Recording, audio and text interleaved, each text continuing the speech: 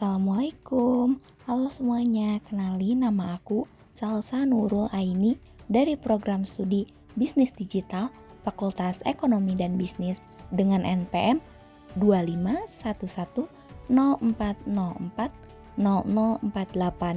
Sebelumnya, aku mau tanya dulu nih, kamu tahu kan sekarang aku lagi pakai bahasa apa untuk berkomunikasi?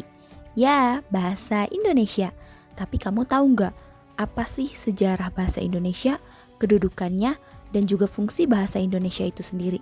Kalau belum tahu, sini aku bantu jelasin ya. Kita mulai dari sejarah bahasa Indonesia.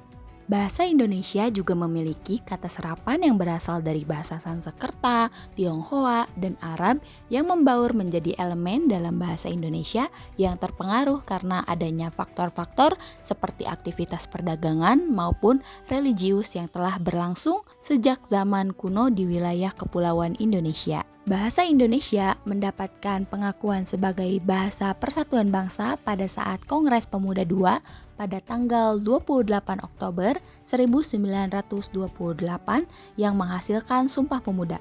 Dasar bahasa Indonesia baku adalah bahasa Melayu Riau. Penamaan bahasa Indonesia diawali untuk menghindari kesan imperialisme bahasa apabila nama bahasa Melayu tetap digunakan. Penggantian nama dari bahasa Melayu menjadi bahasa Indonesia mengikuti usulan dari Muhammad Tabrani pada Kongres Pemuda I yang beranggapan bahwa jika tumpah darah dan bangsa tersebut dinamakan Indonesia, bahasanya pun harus disebut bahasa Indonesia. Kata bahasa Indonesia itu sendiri telah muncul dalam tulisan-tulisan Tabrani sebelum Sumpah Pemuda diselenggarakan.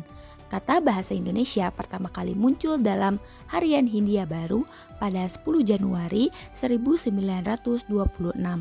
Pada 11 Februari 1926 di koran yang sama, tulisan Tabrani muncul dengan judul Bahasa Indonesia yang membahas tentang pentingnya nama bahasa Indonesia dalam konteks perjuangan bangsa. Nah, sekarang udah tahu kan sejarah singkat mengenai bahasa Indonesia? Sekarang aku lanjut jelasin kedudukan bahasa Indonesia bersertakan fungsinya ya. Melansir laman Kementerian Pendidikan dan Kebudayaan, bahasa Indonesia memiliki dua kedudukan yang penting, yaitu sebagai bahasa nasional dan bahasa negara.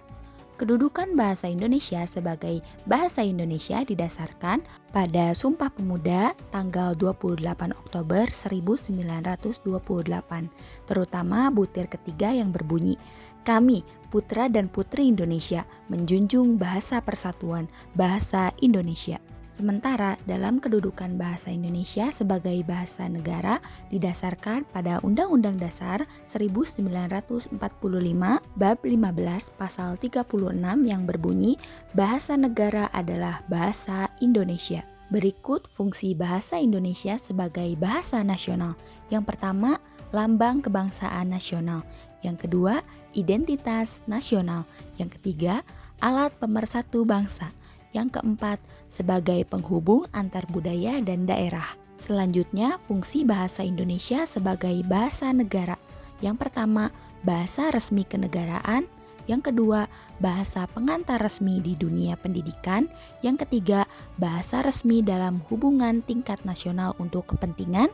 Yang keempat, bahasa resmi dalam pengembangan kebudayaan dan pemanfaatan. Ada pula fungsi bahasa Indonesia secara umum.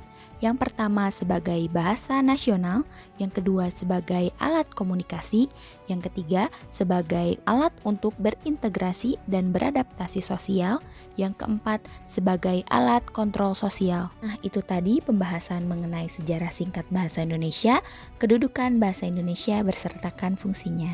Sekian, terima kasih. Mohon maaf jika terdapat kesalahan. Wassalamualaikum warahmatullahi wabarakatuh.